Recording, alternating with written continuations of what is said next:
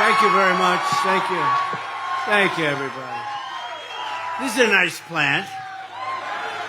Outside, we could probably get another 30,000 people. Would anybody like to give up their position? No? I've never had anyone say yes. Someday we're going to meet somebody that says yes. Hello, Wisconsin. It's great to be back in this beautiful state with thousands of hardworking, great American patriots. We appreciate it, too. And, you know, we were up here on Saturday. We had a group, Tommy, I think it was maybe 50 or 60,000 people. And because we were not afforded the luxury of having enough security not because of Secret Service, but because of Washington, I spoke in front of about 700 people, and 50 or 60,000 people weren't able to see. And I think they still love me, but we have to make sure. We have to make sure. And you know what that was? That was the political opponent saying, we don't want him to have a crowd like that. But outside, I'll tell you, we have a lot. This is a different kind of a speech. You know, really, this is a speech on the economics and bringing back business and things. And it's a great plant and a beautiful couple, a beautiful Mr. and Mrs. couple. And it's great to be here. It's really great to be here. It's beautiful. I want to thank Troy Berg and everyone at Dane Manufacturing for hosting us. Thank you, Troy. Where is Troy? Where is he? What a beautiful couple that is. More importantly, I'd like to thank you. That's great. Thank you both very much. Appreciate it. Is he a great owner? Great owner, great everything, right? And what was this 16 all about? Oh, 16. Whoa, he's better looking than you, Troy. That's good. That's great. Thank you very much, everybody. Let me begin by sending our love to every family that has been affected by the Hurricane Helene. I witnessed the damage firsthand yesterday in Georgia, and as you know, North Carolina was just devastated. We can't even get in. They don't have communication. They don't have anything. Towns were flooded. Asheville is, as you know, totally underwater, big place. Massive numbers of lives were lost yesterday, the day before yesterday, and still counting. I have a lot of missing people. The people living in western North Carolina, incredible patriots. They really are. I know that area well, and they're still suffering immensely, and we need to help them, and we are going to help them as citizens in Alabama, Tennessee, Virginia, and a couple of other places got a little hit, but in particular these places, and Georgia was hit very, very hard. But I want to thank Elon Musk for responding to my request that Starlink be provided to North Carolina. You know, and the lines were all down. They had no communication. You couldn't get to North Carolina, the area that was hit. And they were all saying, does anybody know Elon Musk? I said, yeah, I do. I raised my hand. They asked a question. I said, yeah, I know. I said, what's the problem? They said, do you think you could get him to get Starlink, which is amazing stuff, right? Starlink. And I said, I don't know too much about Starlink, but if you want it, we can get it. I called Elon, and they had so many people over there, Tommy. They had so many people over there so quickly, and they have great communication now. But, I mean, it's a terrible. But thank you, Elon, and because of you, they're in really great shape now from the standpoint of emergency needs. And we're going to be going there on Friday. I hope we can get in because it's tough. It's really bad. One of the worst hurricanes, maybe the worst hurricane they've ever seen. Some people that have done this for 25 years said that was the worst they've ever seen because of the water. The water was the big one. They had big winds, but the water was the big damage. It just went over the top of houses, if you can believe. Houses. And people went up to the second floor for safety, and literally the water went over the house. But we mourn all of our fellow citizens who have lost their lives, and we're keeping their families in our hearts, and we'll continue to work with them. But praise be to God. I tell you, it's really incredible.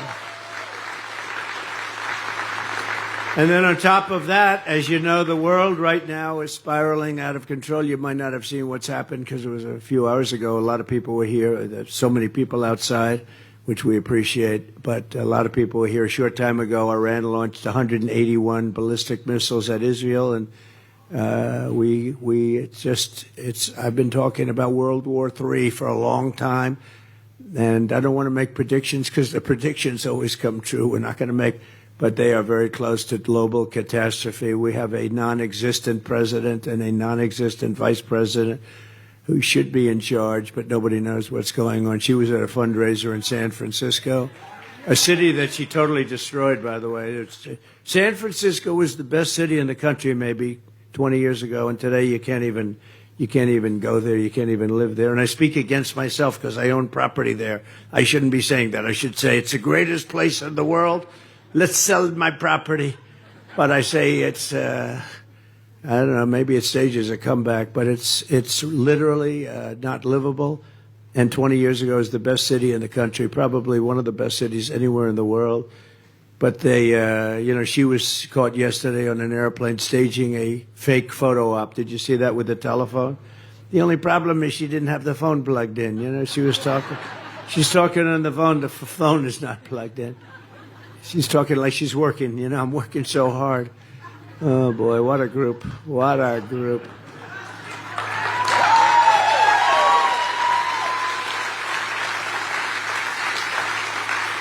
No one is in charge of our country, and it's not even clear.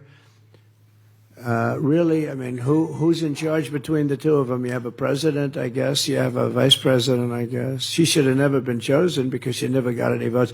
I'm not a big fan of his, but he got 14 million votes, and that was a coup. Would you say, Scott, that was a coup? If Scott Walker says it was a coup, Tommy, I say it was a coup, okay? But it was a coup.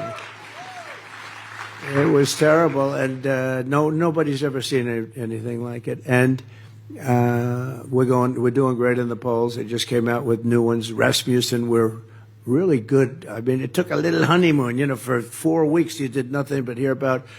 She went from being the worst vice president in history. He's the worst president in history.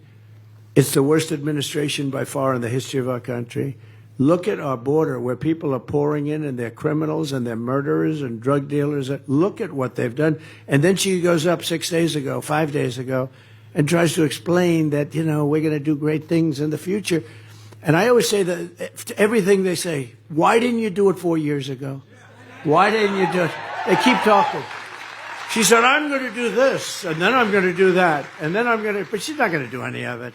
They're incompetent. We can't have another 4 years. We can't have another 4 years of what we went through. It's embarrassing. The whole world is laughing at us. That's why Israel was under attack just a little while ago, because they don't respect our country anymore. The so-called enemy doesn't respect our country any longer. They don't. And, you'll get it back soon, I hope. Thank you. Whoever that is. Who is that person? Who said that? Thank you. Thank you very much. That's very nice. Even though she disturbed my chain of thought. That kind of a disturbance we don't mind, right? But when I was president, Iran was in total check. The Iranians were starved for cash. Nobody was buying their oil. And they were ready to make a deal. They wanted to make a deal. They wanted to do something. And terrible thing. We got more votes in the second election. As you know, we had 2016, 2020. We got millions and millions more votes the second time. And they missed by just a little sliver, right? Somebody said like 19,000 votes. It's just a disgrace. They're not going to be able to do that a second time. They're not going to be able to do that a second time. Joe Biden and Kamala Harris made Iran rich in a very short period of 3.5 years. They have $300 billion now. They're rich. I mean, they pay $6 billion every time they have if they have somebody that was kidnapped. It's always $6 billion. Who ever heard of that? Somebody else gets like $4,000. How much you want? Give me $2,000. You have anything? $6 billion. It's always $6 billion. With Russia, it was $6 billion. And they also got back their spy, the greatest spy, they say perhaps. He was a spy, but he was really more of an arms merchant. and the greatest arms merchant, the greatest buyer of military equipment, they say anywhere at any time. They got him back, but we got our basketball player back. That was the trend.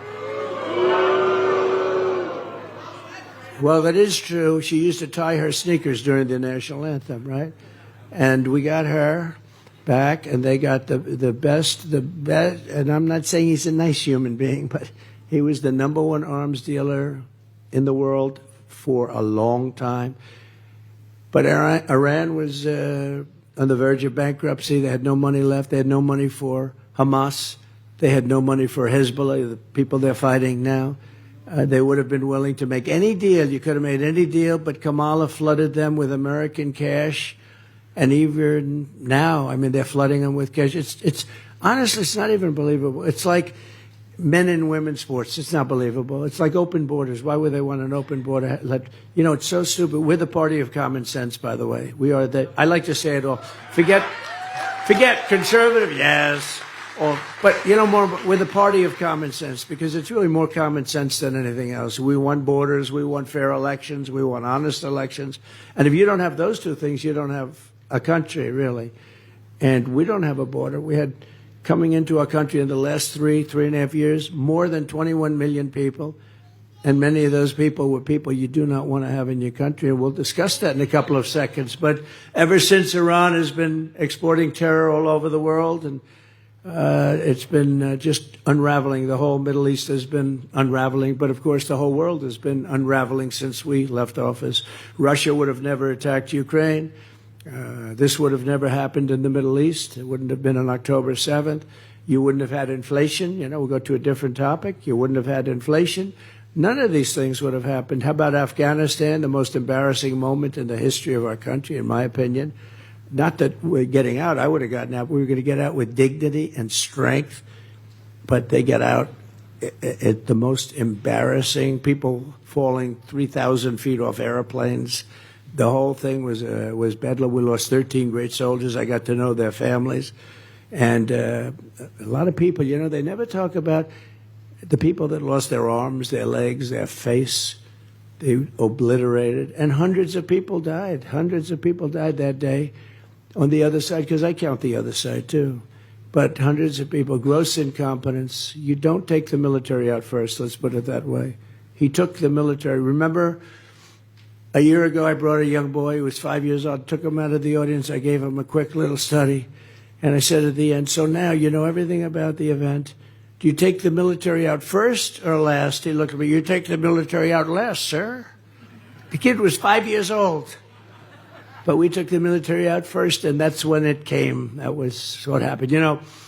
For 18 months, not one, under my administration, 18 months, not one soldier was shot at.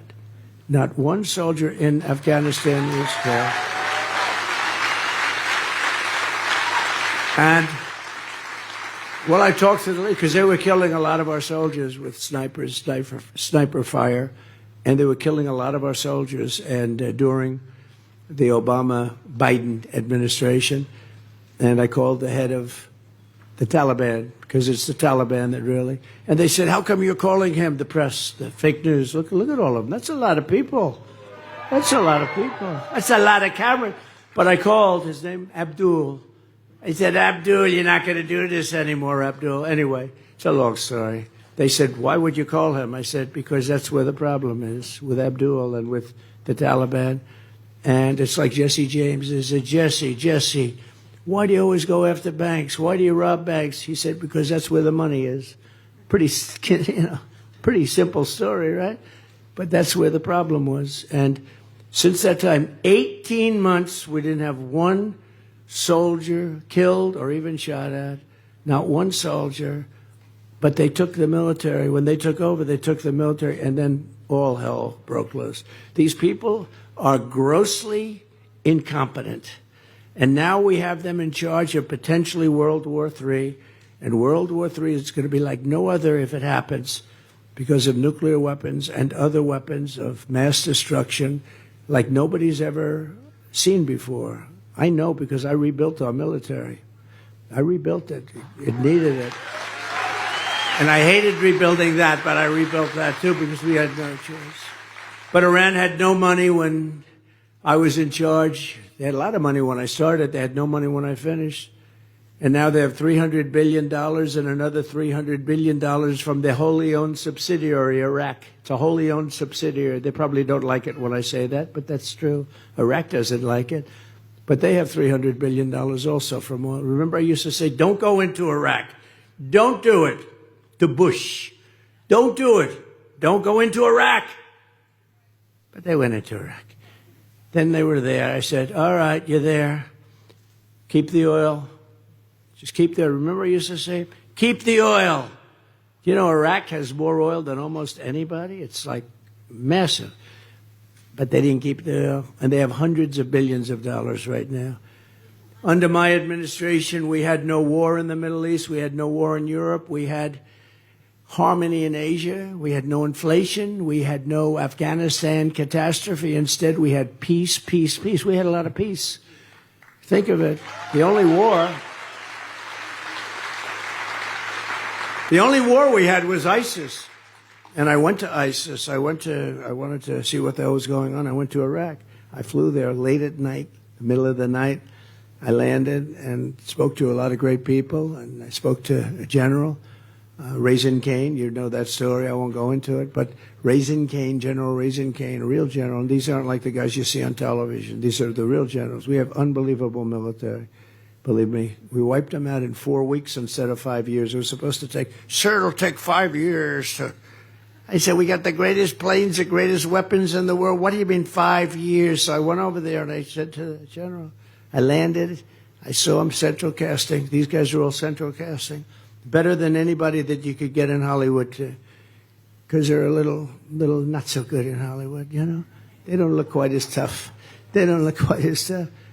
And I said, like, what's your name? I'm coming down the stairs from Air Force One. I said, so what's your name? He said, Cain, sir, Cain. Oh, what's your first name? Well, they call me Raisin. I said, what? They call me Raisin. I said, you mean your name is Raisin Cain? Yes, sir. You're the guy I'm looking for. I'm finally finding Tommy, the guy that I want. I said, how come it's taking so long to get rid of this ISIS? I mean, they fight with knives. By the way, they're great fighters. They are. They're great fighters. Just ask some of their other rivals, but they're great fighters. Well, they weren't doing it the right way, sir. So why didn't you do it the way you wanted? Because it's not up to me. When they came in from Washington, you know, the Millies of the world, stiffs, total stiffs, stupid people. They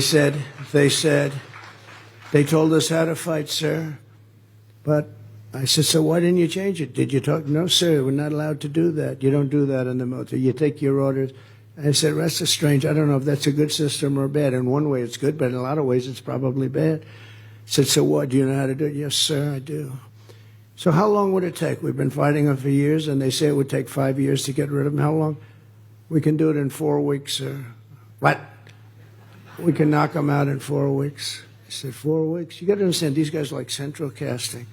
He said he had a drill sergeant that was better looking and tougher than any guy you could ever put into a movie. You know, we've had a couple of them. Have you ever seen where the drill sergeant goes in and he has these actors, big name actors, and he's trying to teach them how to become a drill sergeant. In the movie, he's a drill sergeant. And after about 5 minutes, the actor said, I could never do that. Because it's a different level, okay, of toughness. And one movie, what was that great movie that was made where a Full Metal Jacket. You know, it's a very, they took somebody from the military, a top drill sergeant, right? Oh, that's good. Stand up. That's great. Full Metal Jacket, right? He was supposed to get the Academy Award. He should have gotten it, but he actually, you know, honestly, he wasn't acting. But he was unbelievable in that movie. So he was teaching, I don't want to use the names, but big stars. And they couldn't, they were really bad. And then one of the producers came in from one of the big studios, MGM, whatever it was, and he saw this guy saying, do it this way, and he's screaming like crazy. They right in the guy's face this far. And he said, I don't think any actor can do that. Anyway, they end up hiring the guy that was supposed to teach. He went through 5 actors, and every one of them was weak. and not believable. And he went through 5, and then the guy sees it. He said, maybe we could get this guy, but nobody ever heard of him. He was in the military. And it ended up to be one of the greatest movies because of him, largely because of him. And he was supposed to get the Academy Award, but they didn't, because he wasn't part of the establishment, to put it mildly, right? But he was great. How good was that movie, right? Doesn't get too much better. That's great. I like that. But now we go in, and he says to me, yeah, 4 weeks, sir. I said, 4 weeks? We've been fighting for years, like what, 20 years? He said, no, we can do it. Why is it that it was so bad? Well, sir, they wanted to all leave from this major base, but we're very far away. By the time the planes got there, they had to come back. Refueling them was tough, but they had to really come back, so they'd be over there for about just a short period of time, like about 5 minutes, and then they have to start heading back because it's a very long flight. And we didn't have any time, and we didn't have the right aircraft. We were sending wrong. He said, but we have auxiliary bases. We have what we call portable bases, sir. We have portable runways in the desert. Very good. And we got a lot of them, sir. They didn't want to use them because they wanted to be politically correct. I said, so what would you do? I'd use them, sir. And so you tell me you think you can do something in 4 weeks that these people in Washington couldn't do in 5 years? And they said 5 years, and we don't know if we could do it. Yes. This was a good trip. The great Tommy Thompson. This was a good trip for me, Tommy, because I said, I didn't expect this result. I said maybe 2 years, 3 years. And he goes, no, sir. I said, so what are you going to do? We're going to get to these bases. We're going to hit them from the left. We're going to hit them from the right. We'll hit them from the east and the west and the north and the south. We're going to come from underneath. We're going to come under the ground. We're going to go over their heads. We're going to come from so many different. They're not going to know what the hell. And I'm using a good word because Franklin Graham does not like it when I curse. It's not nearly as good. I keep telling him. I could have used a word that would have shocked the hell out of you. You would have loved it. Then you would have gone home and said, he uses foul language. No, Franklin Graham said, sir, we love your stories. We love you. We love you. But, sir, if you could not use foul language, it would be even better. He's wrong about that. It's not as good. Okay? Not as good. But, not as good. But anyway, and he said, yeah, we'll knock him out. And I won't go through the rest of the story, but the bottom line, it was less than 4 weeks. The guy was unbelievable, and they knocked the hell out of him. And we defeated 100% of the ISIS caliphate, 100% of it. And I tell that, sir, sometimes because we have actually a great military, and we don't have a woke military. I mean, some of these idiots on top are woke. They're politicians more than they are military people. That's why they got there, frankly, which is a little bit sad. You should get there based on military victory, not because of that. But you could keep these people like that fought for me so brilliantly. You could put them in a woke cage. We call it a woke cage for 2 years, scream at them, only woke stuff. And when they come out, they'll say, let's go USA, let's go MAGA. They'll say, we want MAGA. They won't be convinced. They won't be convinced. Tommy, they're not going to be woke. I guarantee that. I met them. They're not wokesters. Anyway, so now war or threat of war is raging everywhere, and the two incompetent people running our country, or what, I don't actually think they're even running it, are leading us to the brink of World War III, a war like no other. This is what the policies of weakness and appeasement have brought to the world. And as I've been saying for a long time, terrible things can happen. When you have incompetent leadership, really bad things can happen. I mean, there's a story that I just told you about how quickly we took out the enemy that we were fighting for 20 years, close to 20 years. You wouldn't trust Joe or Kamala to run a lemonade stand anywhere, would you? If your child were running a stand, the way I used to run a lemonade stand, I'd say, Mom, outside of my house in Queens, I'd run. There weren't that many people walking in front of the stand, but I ran it. But if I wasn't going to run it, I wouldn't let one of those two run it because they wouldn't have any idea. Like Joe, he was essentially convicted of documents. I was, with all the weaponization, I went through years of hell And I have the Presidential Records Act lets you do that. But I went through years of this. Well, he had the same thing times 10. And they found him, and he didn't have the Presidential Records Act because he wasn't president, right? And so he was guilty. And they said, okay, he's guilty, but we're not going to hold him to it because he's incompetent, right? That's what they said. Essentially, in a little different language, they said, we're not going to hold him to it, so he is guilty, but we don't think he can stand trial. But he's allowed to run our country, but he can't stand trial. I said, what's that all about? But I said, you know what? If that's the only way to get out, where they find you incompetent, I said, I'd rather be found guilty. I don't want that to be happening. I don't want that to be happening.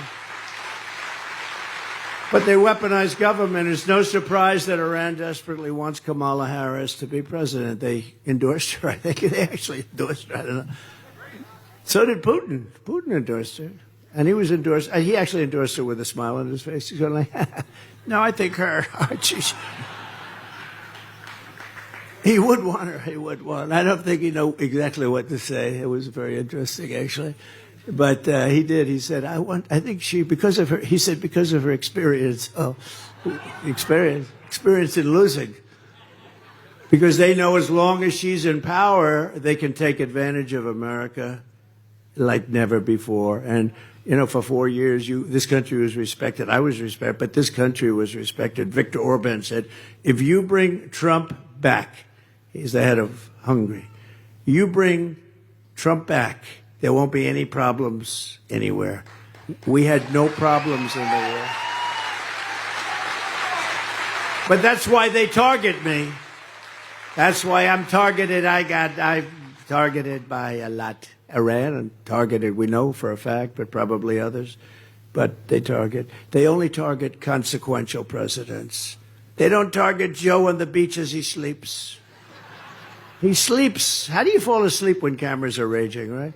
You got the paparazzi, you got everybody. He's dead sound asleep. I wish I could have that secret because, you know, that's a talent. I wish I could do that. Sleep with the cameras. Tommy, could you do that? I don't think Scott could do that, right? I don't think so.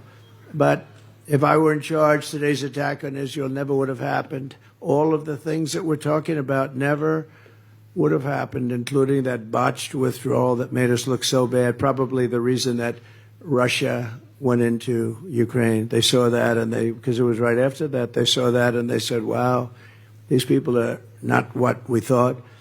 If I win, we will have peace in the world again. I guarantee we will have peace in the world again.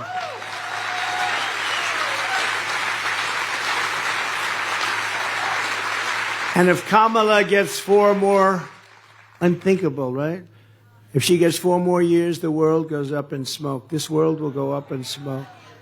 So we're grateful to be joined today by some tremendous people from Wisconsin. I love Wisconsin.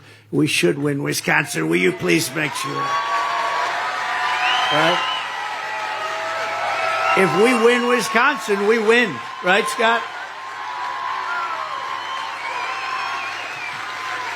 Now, if we win Wisconsin, we win. That'll be a big one. And I've done a lot for Wisconsin, you know. The shipbuilding contract, I took such heat from other states. They wanted it, and I gave it to Wisconsin. And they're doing a good job, aren't they? I hear that. Big contract, one of the biggest contracts. They're doing a good job, but I took a lot of heat. And the Keystone XL pipeline, I know you had a lot of people involved in that. What a bunch of stupid people. To think of it, I rejected Putin's pipeline going through. I had it stopped. And I approved the Keystone XL pipeline, also the Dakota pipeline. By the way, isn't it nice to have a guy that doesn't need teleprompters to tell this stuff? You know, I'm going through all these names, and it's not part of my thing. I'm going through all these names. You think Biden could do that? I don't think so. He can't remember. I won't say. I was going to almost say his wife's name, but I didn't want to say that. I almost said it. Remember when he called his sister his wife? Some things you can't do. You know what you can't do? I don't want to talk about him because he's gonzo. He's gonzo in many ways. But remember, it's great to be in New Hampshire. and he was in Florida. And you can't make, Winston Churchill was a great speaker, but if you say, like, it's great to be in Iowa and it's Idaho, at least that's within the realm, right? But the Florida stuff you can't do with the palm trees, right? But you remember he did that? And I was saying, if you were Winston Churchill, he was a great orator. If you were Winston Churchill and you made that mistake, no matter how good you speak you could speak for 2 hours after that, it's over, right? It's over. You will never have a successful speech. But we're grateful to be joined today by a man who's really incredible, respected all over. We'll bring him with us. He's just somebody that really poured his guts out for this state and did a fantastic job. He was a great governor, Scott Walker. Scott, back there. Thank you, Scott.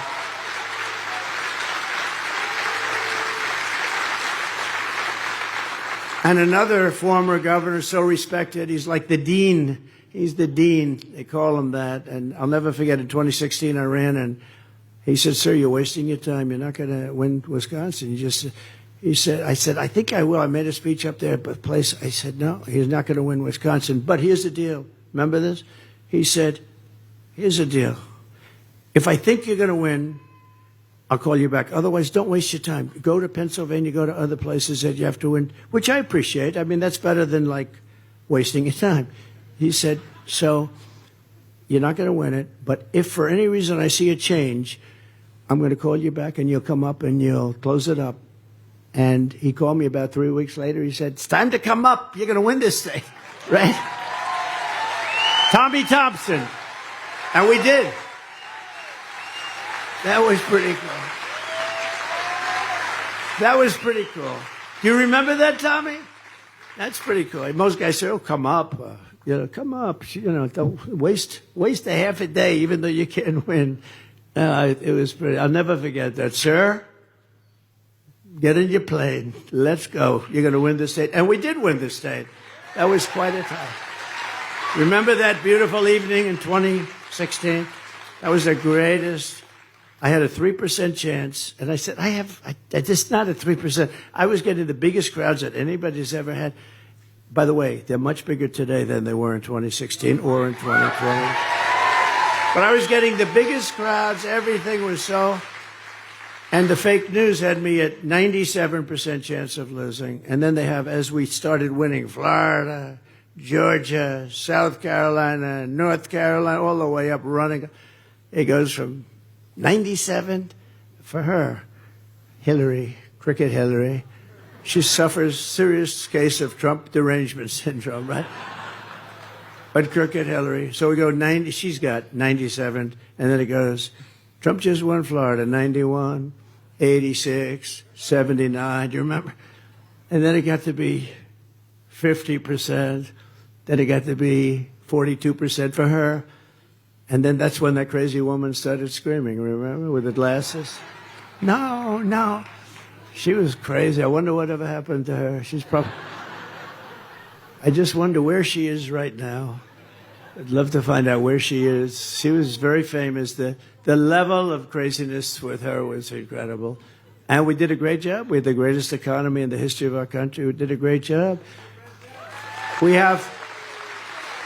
also have a candidate for Congress who's really highly thought of, Eric Olson. Eric? Thank you. Thank you, Eric. Good luck. Good luck. I heard you're doing really well. Thanks, Eric. Early mail-in and absentee voting in Wisconsin is underway now, right now as we speak. So don't vote. You got to go as soon as you can and get out there and do the voting thing. Do it any way you want. You can vote. You don't have to vote one way. You can vote another way, but just get out there and vote. A lot of people say vote by ballot, vote by this. You could also go. It doesn't matter. But make sure your vote is counted. We're going to leave nothing to chance and everything on the field. 35 days from now, we're going to win Wisconsin, and we're going to defeat Kamala Harris, and we're going to make America great again, right? Oh, nice. Thank you. And I'm asking every citizen to join me in launching sort of a new golden age for America. We're so embarrassed by what's happened over the last 4 years. It's just a terrible, terrible thing. It's interesting, though, because we had 2 great elections, the second one being much better than the first. Hard to believe, right? They said, what happened? I said, well, we did much better. But they say that this one, I've just asked some of the people in the back that are here, working here, they said this one is far stronger than number 1 or number 2, and they were good. But this is much, and you know, the reason I think I've changed, I don't think I've changed at all. I think what has changed is you've got something to compare it to. And you're seeing the most incompetent administration in history, the absolute worst president in the history of our country. They rate vice presidents too, and she's rated last, but he's rated last. The worst president. Jimmy Carter is the happiest man because Jimmy Carter is considered a brilliant president by comparison. I mean, Jimmy Carter didn't let 21 million people come into our country without checks, without balance, without anything, from parts unknown, from parts of the world that nobody ever even knew existed. And some of them are rough, and we'll talk about that too.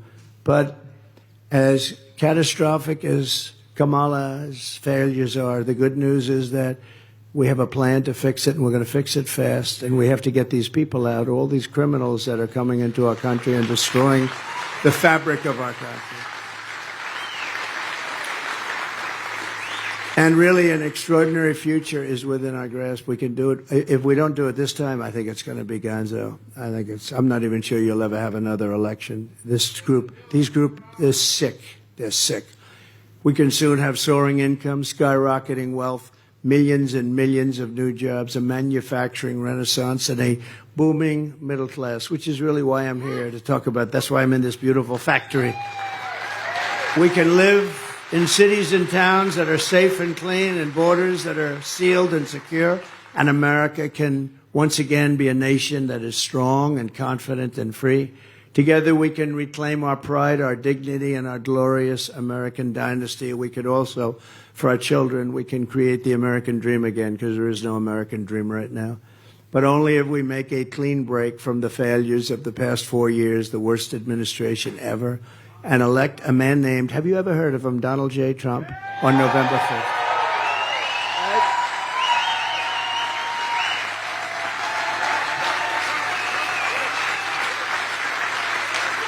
Thank you very much. Thank you, thank you. Thank you very much. Thank you very much. Thank you very much. If Kamala Harris gets 4 more years instead of a golden age, America will be condemned to a fate of decline, desperation, and despair. That's where we are right now. Your family finances will be permanently destroyed. Your borders will be gone forever. Tens of millions more illegal aliens will invade our cities and towns. You see what's going on with cities and towns all across America. They're devastated. Medicare and Social Security will buckle and collapse because these people are going on to your Social Security rolls, if you can believe it. They can't speak English. They came here illegally, and they're destroying Social Security. And I will never let it happen. And I'll tell you, I never did let it happen. And I didn't do the rage. You know, they want to do, and they're going to do, no doubt about it, a big an increase in age and wage, because what that means is you're going to go way up in terms of when you qualify. So how would you like to say, oh, wow, I was going to be on Social Security now, but I got to wait another 5-6 years because of Kamala. That's what's going to happen. I have no doubt about it. That's what's going to happen because it's under tremendous pressure. They're signing these people just like they're trying to sign them to vote. Frankly, that's the thing it maybe bothers me more. You know, there's a reason why they let all these people in, because they want to get them to vote. That's the reason. So, Wisconsin, if you want to avoid this miserable fate that we talk about for your family and for our country, and then you have to turn out in record numbers. You have to come out in record numbers because she is the worst. And we're going to look at her. We're going to say, Kamala, you have been terrible. You've done a terrible job. You were the worst vice president in history. You shouldn't have even had a chance to run for president. Kamala, you're fired. Get out of here.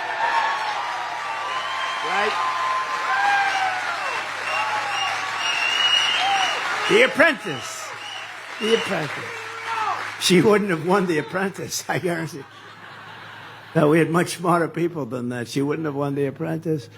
Starting on day one, we will end inflation and make America affordable again. We'll do that. We've got to bring it down. Now, biggest problem, I mean, outside of, see, the biggest problem to me is always the nuclear problem, because that's, that supersedes everything. That supersedes inflation. To me, that supersedes everything. But outside of that, the biggest problem we have is that's what's happened with pricing.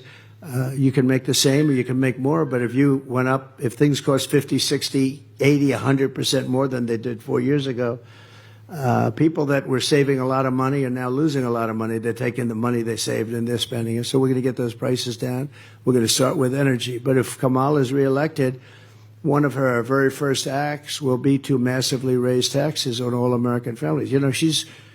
I never saw a person campaign on tax increases. She openly says we're going to campaign on tax increase. And she wants to get rid of the Trump tax cuts, which were the biggest tax cuts in history. And when you add it together, it's the biggest increase in taxes by far in history. And they call her in San Francisco the tax queen, because she used to tax people a lot and run the place very badly, obviously. She's already cost the average family $29,000 with rampant inflation. Now she's coming back for more with a plan to raise typical family taxes by $2,600 a year. So on top of all of the costs that you have, they're not going to go down. They're not going to go down under their plan. Under my plan, they're going to plummet, but they're not going to go down. She wants the largest small business tax hike in history, and many of you own small businesses. In history, by far, eliminating the small business pass-through for tens of millions of small businesses. A lot of people don't know what that is. What it means is your business is worthless.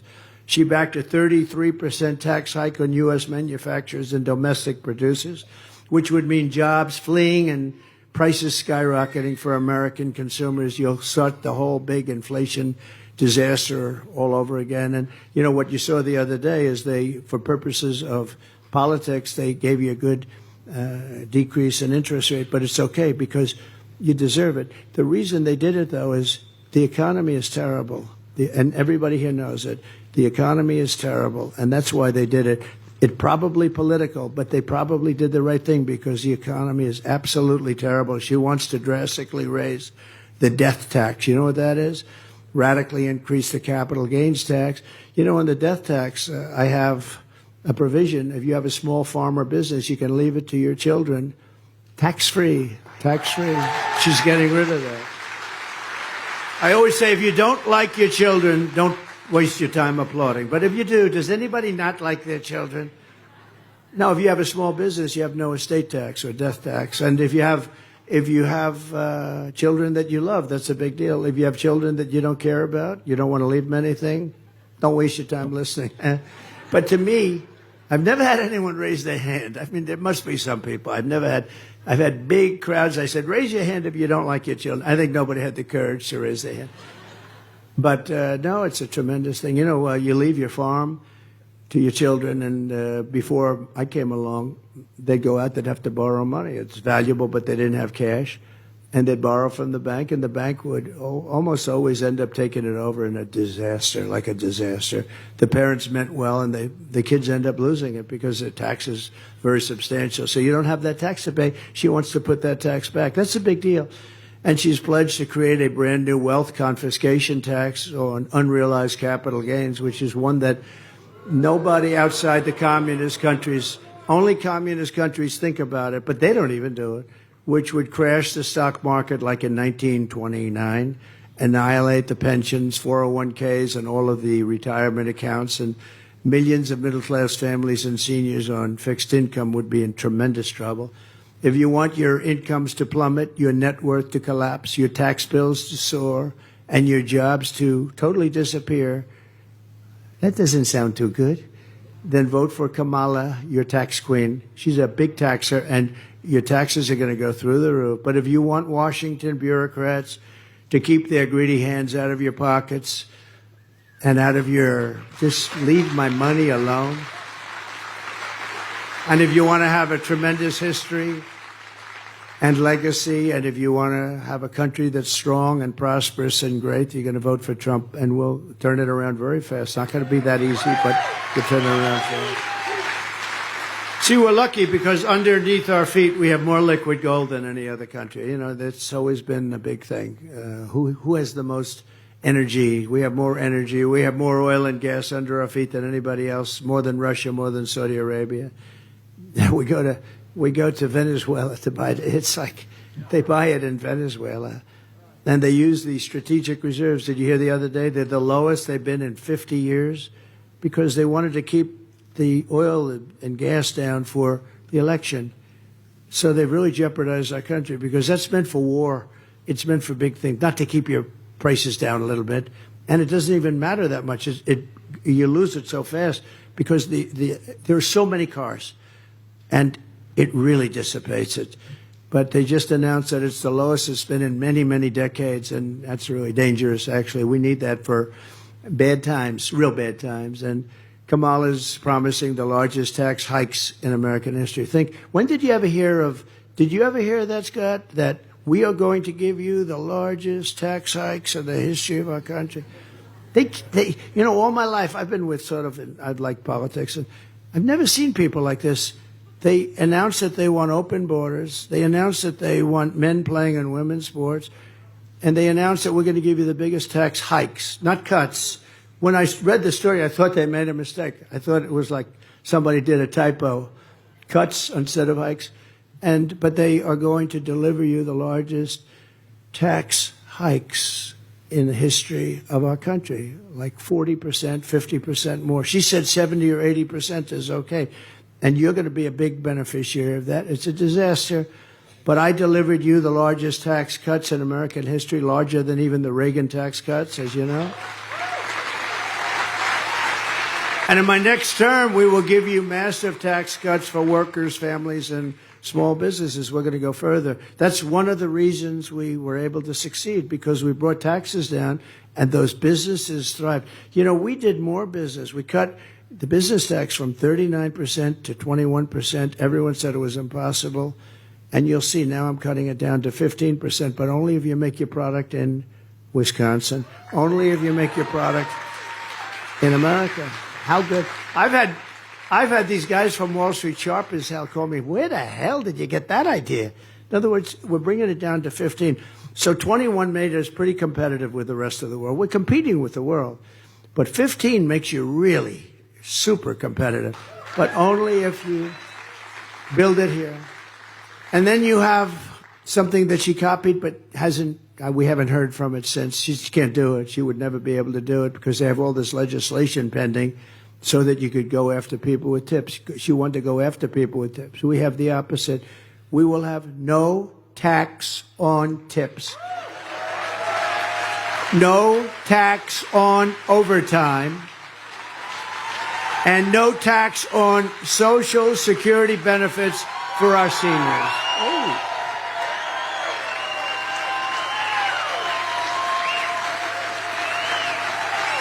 Remember that, and she's not doing that. She never will. She never will. She can't do it. Remember their promise to, the education was going to get rid of the student loans? That didn't work out too well. And for the students out there, you didn't get it. They talked about it for 3 years. They didn't get it. And just a wasted promise. I just hope everyone knows you're not getting it because they never got it. They said they were going to get it, but I get what we want. I get 100% of what we want. Instead of raising taxes on American manufacturers like this one, we will cut their taxes from 21%, which nobody thought possible, to 15%. But only if they make their product here in America and hire American workers for the job. Okay? I think it's great. Good idea, right? And if they don't make their product here, then they will pay a tariff. In other words, if they make their product in another country, a competitor, their competitors. Right now, I had that all going, and then we had to take care of the COVID situation. We did a great job in COVID, never got the credit for that. I got the credit for military. I got credit for economy.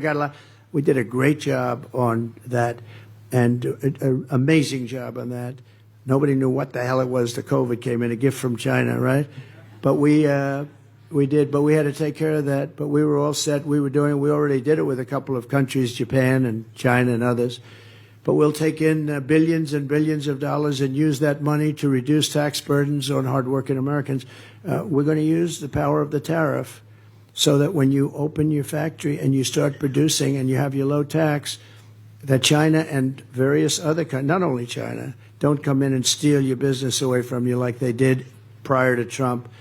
And Mexico right now is going to town. You know, you have big auto plants being built by China in Mexico. They think they're going to sell cars, make cars by the millions, and destroy Detroit and South Carolina and lots of other areas that make cars. And we're not going to let that happen. We're not going to let that happen. We'll put a tariff on those cars of 100 to 200%. We're not going to let them. I don't know if you heard, they're building some of the biggest auto plants in the world right opposite the border. They think they're going to make those cars and put them into our country and pay no tax and drive Detroit out of business. By the way, United Auto Workers, did you see where the Teamsters endorsed Trump? The rank and file, 61%.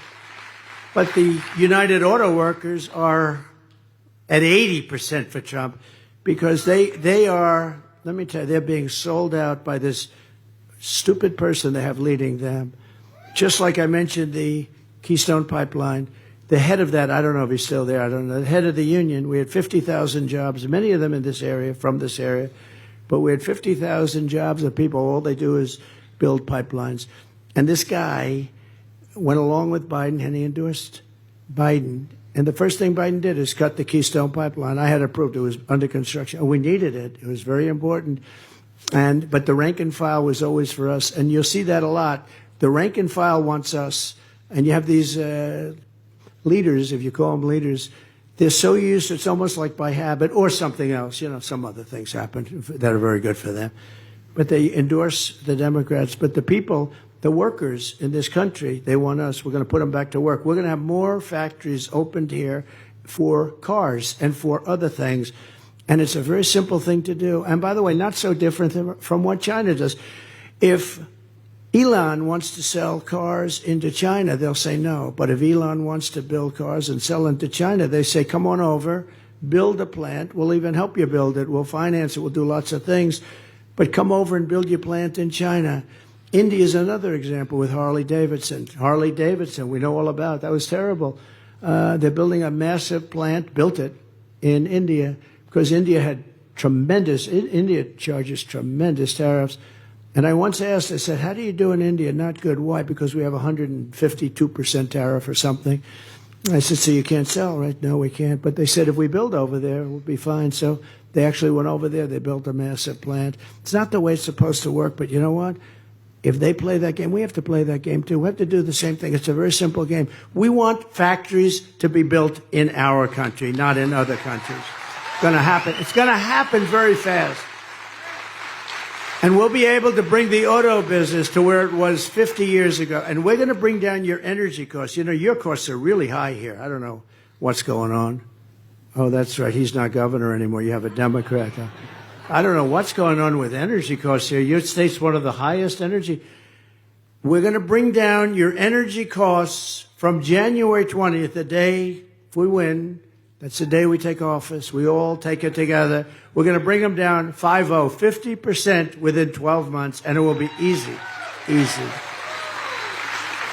We're bringing them down 50% because it's crazy. They're too high. And again, we have more of it. We don't even use it. We don't even go for it. They don't let us take it out environmentally, you know. They spend all their time and energy on the Green New Scam. Do you ever know, though? They don't talk about that anymore. When was the last time you heard about the Green New Scam? They don't talk about it. You know why? Because it doesn't work. They wanted $93 trillion. The ultimate plan was $93 trillion. They wanted to rip down all the buildings in Manhattan, those gorgeous buildings with those big, beautiful windows, and they wanted to rebuild them without windows, because without windows is more energy efficient. Tell somebody you're going to take 40,000 feet of office space, but you have no windows. This is what they want. These people are crazy. They're crazy. Take a look at some of them are actually, you got to see the bathrooms that they project for people. I can't talk to you about it because it's so gross. But basically, water-free bathrooms. Water-free. No water. This is not good. But These people are crazy. But the total for the ultimate package is $93 trillion. You could get China, us, and everybody else on the planet, and you couldn't afford that in 20 years. And you know, they really hurt our country because you can't do anything unless you get the environmental approvals. And I'm an environmentalist. I want clean air and clean water, really clean air.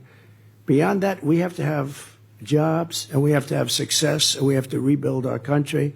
Kamala's plan will kill the American dream and make inflation worse than it ever was. My plan will bring back the American dream, but bigger, better, and stronger than ever before. That's what's going to happen. We're going to do it fast.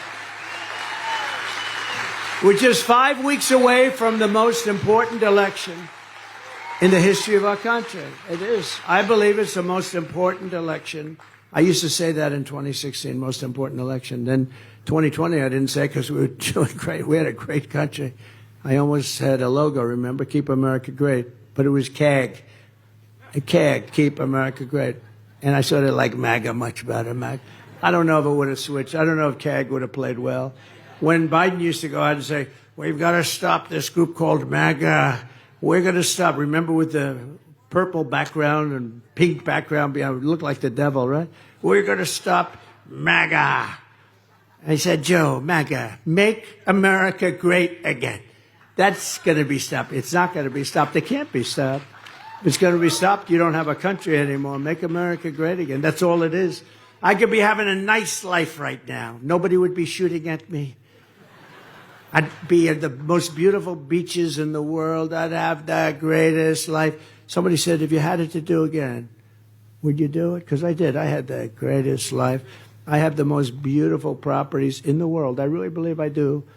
But I have the most beautiful. I could have had the greatest, nicest life, none of this stuff.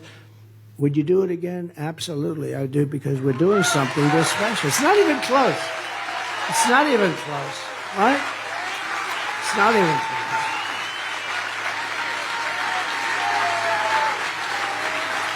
Not even close. I could have been right now in Monte Carlo, but I'd rather be in Wisconsin, if you want to know. It's true. It's true. You know, honestly, there are a lot of rich guys that are in different places. But there's only one MAGA. There's only one group of people like you. There's only one. We're working together. There's only one. This is the greatest movement in the history of our country. And we're going to prove it again. We're going to prove it again on November 5th. It really is. It's the greatest. And you know, I have to be very careful when I talk, because the fake news, if I say something wrong, a little wrong, if I'm 3% off, they'll do headlines. They'll give me Pinocchios, you know, the Pinocchio. The Washington Post, they give you Pinocchios. If you say something perfectly, they give you a Pinocchio. They always find a reason. But if I say anything a little bit out of order, they say, oh, so I have to be very careful. But I will tell you, we're going to do so great with this country, and we're going to bring it back. But MAGA is the greatest movement in the history of our country. There's never been anything wrong.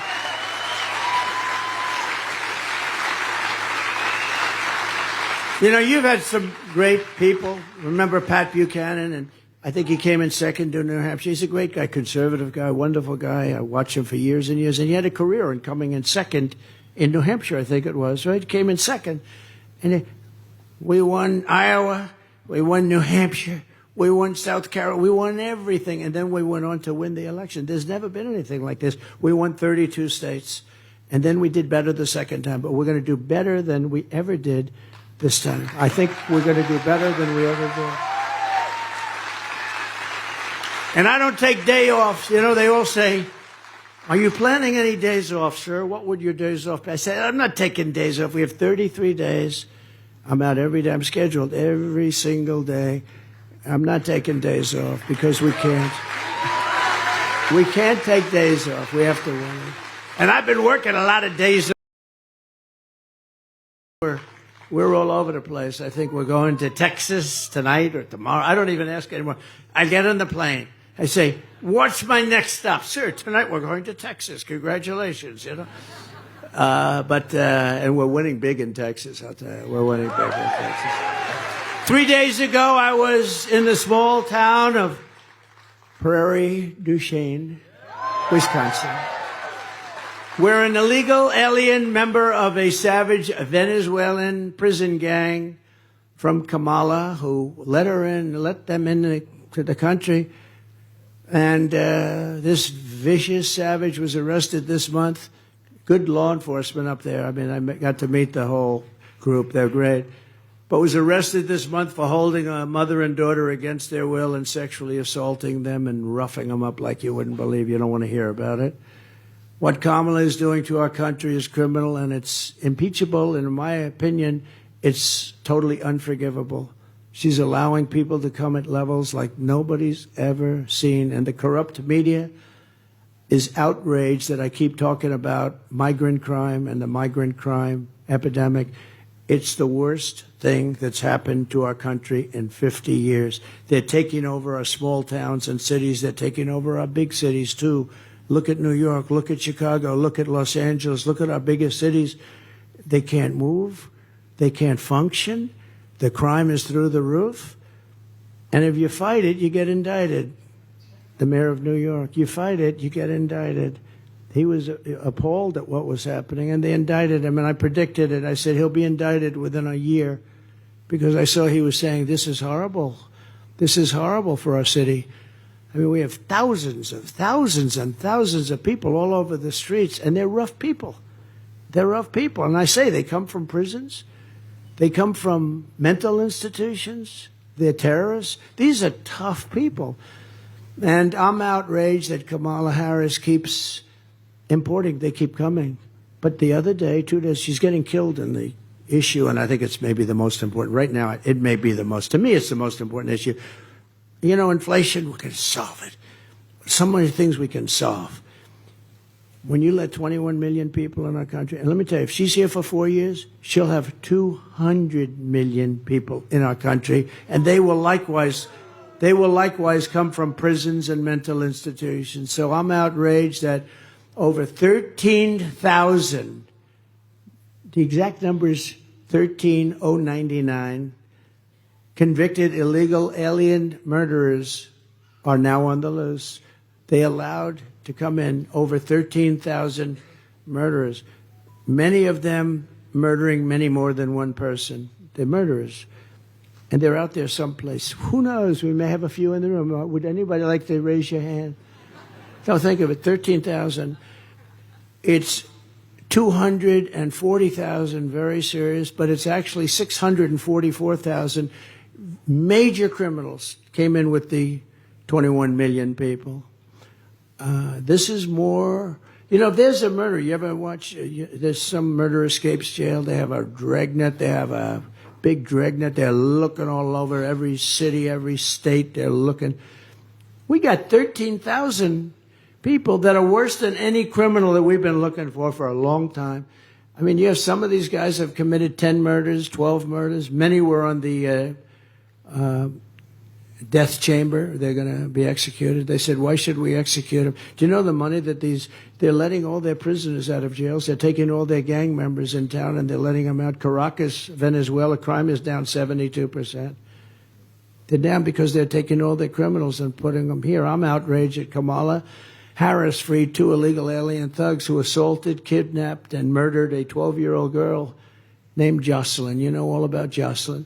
I'm outraged that Kamala released into America the predator who murdered Laken Riley, beautiful Laken Riley. Is going to be a nurse. She was at the top of her class, always was at the top of her class. Beautiful person, a great family, by the way. I'm outraged that she let in the savage who raped and murdered Rachel Morin. Kamala let her in.